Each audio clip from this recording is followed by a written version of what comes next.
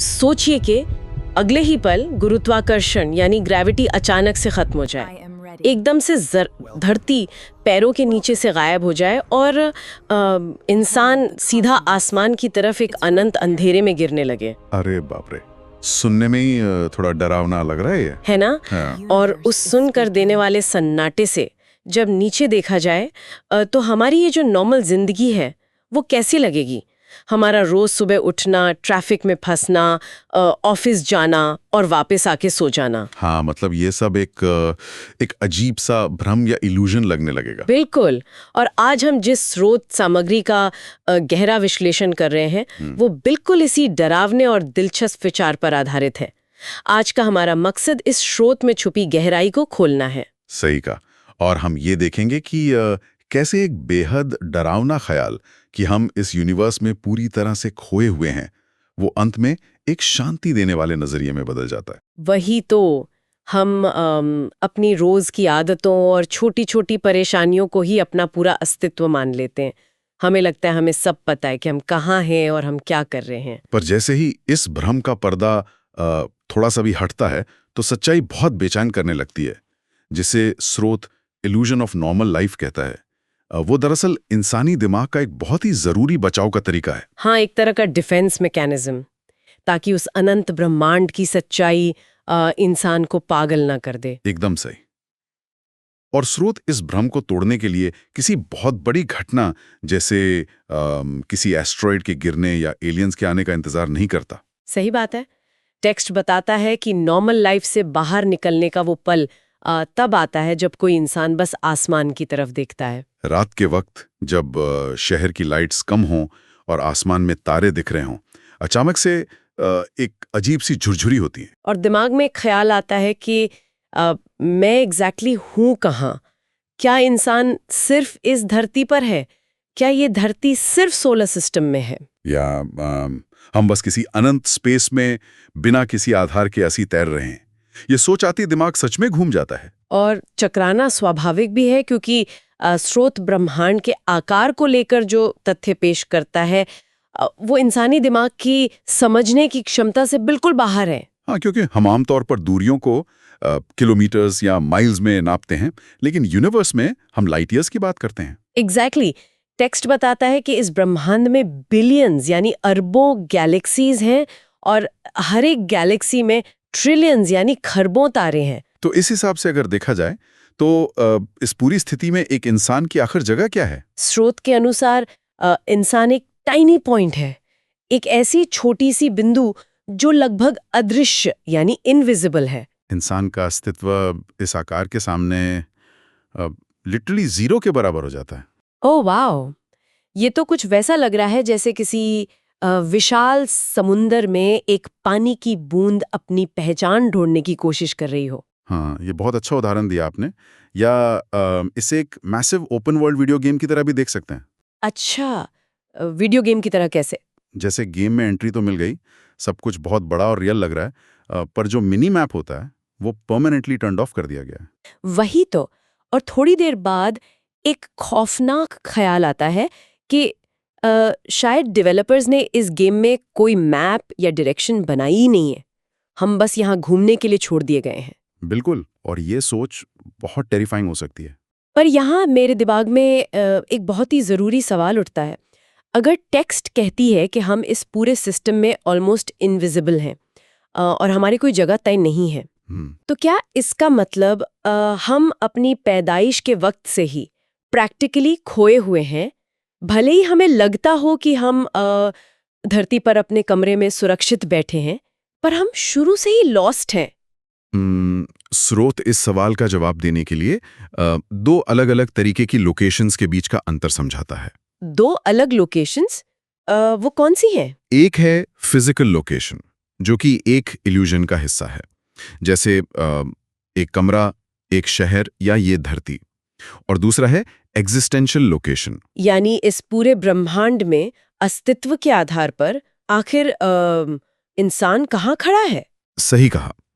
जब एक बच्चा पैदा होता है तो फिजिकली उसके पास एक एड्रेस होता है, पर कॉस्मिक स्केल पर देखें तो वो शुरू से ही उस अनिश्चितता और अनंत विस्तार का हिस्सा होता है। तो दार्शनिक नजरिए से हर इंसान पैदाइश के पल से ही उस विशाल स्पेस में तैर रहा है जिसका कोई अंत नहीं है।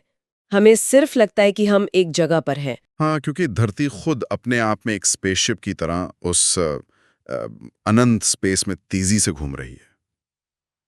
लेकिन अंधेरे में अकेले तैरने का डर तो सिर्फ कहानी का एक हिस्सा है।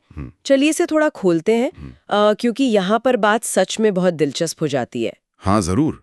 जब दिमाग को ये समझ आता है कि इस पूरे स्पेस में कोई स्ट्रक्चर या ढांचा ही नहीं है, तो डर और बढ़ जाता है। हमने यूनिवर्स के विशाल आकार की बात की, पर जब हम इस स्केल को समझ लेते हैं तो अगला लॉजिकल सवाल यही होता है कि इस जगह में हमारा रेफरेंस पॉइंट क्या है। बिल्कुल। चलिए, हम छोटे हैं, पर इस पूरे स्ट्रक्चर का सेंटर कहाँ है? और स्रोत का जो जवाब है वो सच में चौंकाने वाला है। वेट, जवाब क्या है? स्रोत क्या कहता है इस बारे में? जवाब है कि कुछ नहीं, कोई सेंटर ही नहीं है। Wait, really? ऐसा कैसे हो सकता है? हर फिजिकल चीज का कोई ना कोई सेंटर तो होता ही है ना, चाहे वो एक फुटबॉल हो या एक कमरा। और यही बात आम इंसान की समझ को चैलेंज करती है।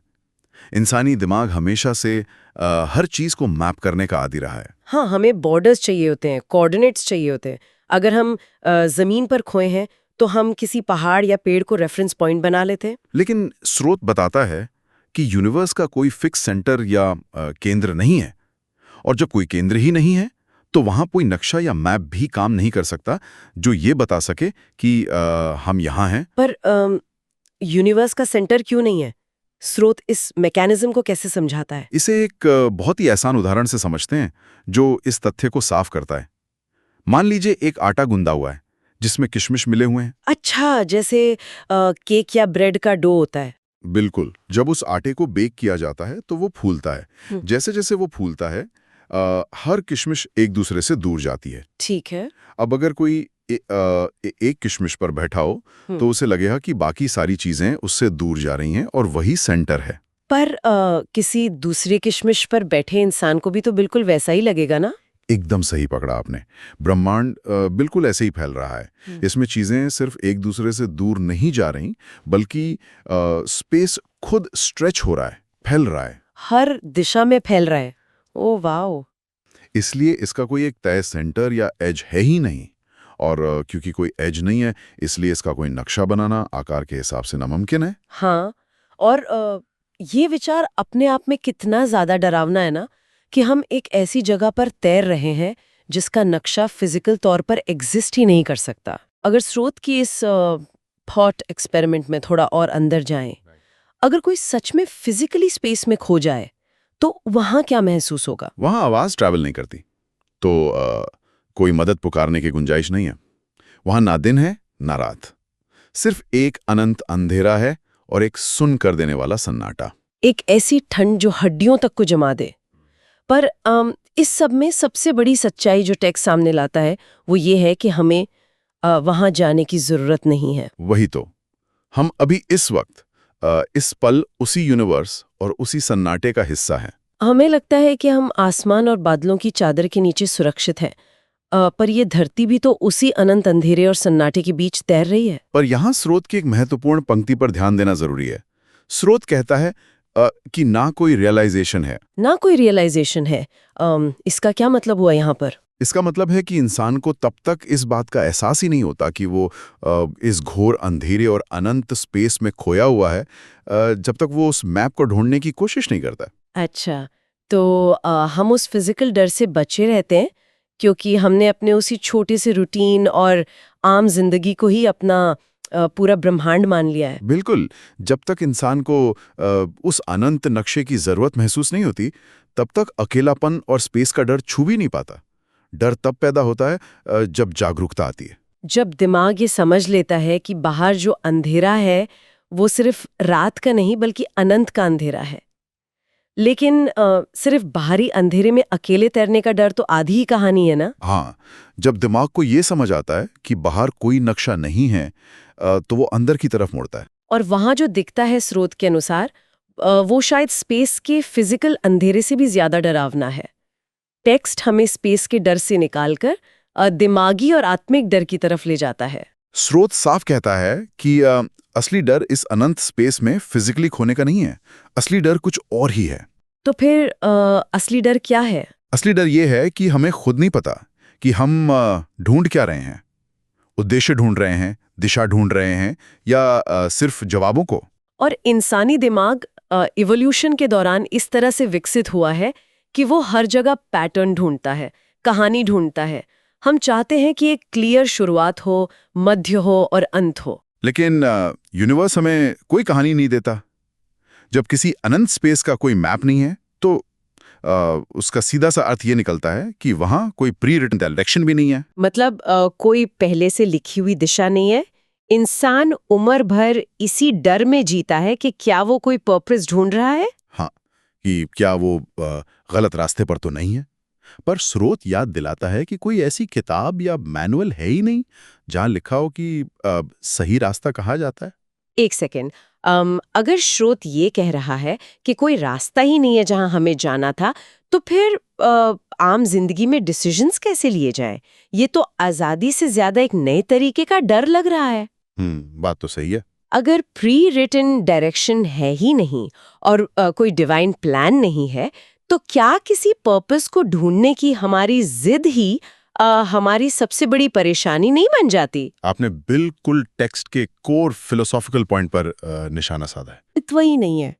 अगर रास्ता है ही नहीं, तो फिर लॉस्ट होना या भटकना एक प्रॉब्लम कैसे हो सकता है? ये बहुत ही सटीक विश्लेषण है। समस्या भटकने में नहीं है, समस्या उस नकली नक्शे में है जिसे इंसान ढूंढने की कोशिश कर रहा है। जो नक्शा हमारा समाज और कल्चर हमें बताता है कि लाइफ एक सीधी लाइन होनी चाहिए, पढ़ाई करो, करियर बनाओ और एक तयशुदा मंजिल तक पहुंचो। बिल्कुल। और जब एक व्यक्ति को लगता है कि उसकी लाइफ उस सीधी लाइन पर नहीं चल रही, तब उसे लगता है कि वो लॉस्ट है। पर स्रोत हमें ये समझाता है कि यूनिवर्स के पास वैसी कोई सीधी लाइन या नक्शा है ही नहीं। और क्योंकि कोई प्री रिटन रास्ता नहीं है, इसलिए इस विशाल ब्रह्मांड में लॉस्ट होना कोई अस्वाभाविक स्थिति नहीं है। ये एकदम प्राकृतिक बात है। ये एक नेचुरल बेसलाइन है। इनकार कर रहा था। हमें लग रहा था कि हम रास्ते से भटक गए हैं, पर दरअसल कोई रास्ता ही नहीं था जहां से भटका जा सके। वही तो, इंसान का खोया हुआ महसूस करना उसकी कोई गलती या कमी नहीं है, बल्कि इस यूनिवर्स के डिजाइन का एक बाई प्रोडक्ट है। और जब ये सच पूरी तरह से साबित हो जाता है कि लॉस्ट होना नेचुरल है, तो स्रोत इस पूरी डरावनी सोच में एक बहुत बड़ा और खूबसूरत बदलाव लाता है, एक ट्विस्ट लाता है। हाँ, और वो ट्विस्ट है इस सवाल का एक नया रूप। स्रोत यहाँ एक काउंटर क्वेश्चन उठाता है। कैसा सवाल? अगर इस दुनिया में सब लोग अपनी अपनी जर्नी में खोए हुए हैं, और अगर इस अनंत जगह में सभी का यही नेचुरल स्टेट है, तो क्या सच में कोई खोया हुआ है? या फिर दूसरे शब्दों में, सब लोग बस इस ब्रह्मांड में अनजाने में एक्सप्लोर कर रहे हैं, खोज कर रहे हैं। एग्जैक्टली। टेक्स्ट समझाता है कि बीइंग लॉस्ट या खोना इस सफर में आने वाली कोई रुकावट नहीं है, बल्कि वो खुद इस सफर का हिस्सा है।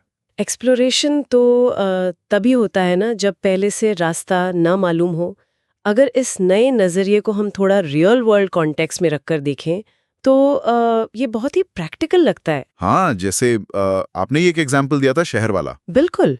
मान लीजिए किसी नए शहर में घूमते वक्त कार का जीपीएस अचानक खराब हो जाए, पता ना हो कि राइट मुड़ना था या लेफ्ट। तो थोड़ी देर के लिए गजब का डर और अकेलेपन का एहसास होता है, हम रास्ता भटक जाते हैं। पर उसी भटकाव में गलती से किसी ऐसे छोटे और खूबसूरत कैफे तक पहुंचना हो जाता है, या वो नया रास्ता मिलता है जिसके बारे में किसी नक्शे पर नहीं लिखा था। हाँ, जब तक जीपीएस काम कर रहा था, हम सिर्फ एक डेस्टिनेशन से दूसरी डेस्टिनेशन तक भाग रहे थे, एक रोबोट की तरह। वही तो, जब भटकते हैं तभी आसपास की चीजों को असल में देखना शुरू करते हैं। लॉस्ट होना अचानक से नए दरवाजे खोलने की चाबी बन जाता है। इस गहरे विश्लेषण का सबसे बड़ा आहा मोमेंट दरअसल यही है।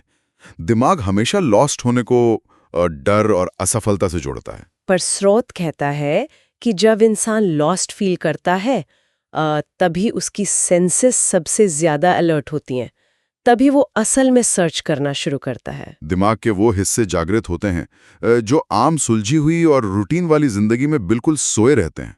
अनिश्चितता या अनसर्टेनिटी, जिसे पहले डर लगता था, वो दरअसल विकास और नई सोच का इंजन है। अगर सब कुछ पहले से मालूम हो तो कुछ नया सीखने की गुंजाइश ही खत्म हो जाती है।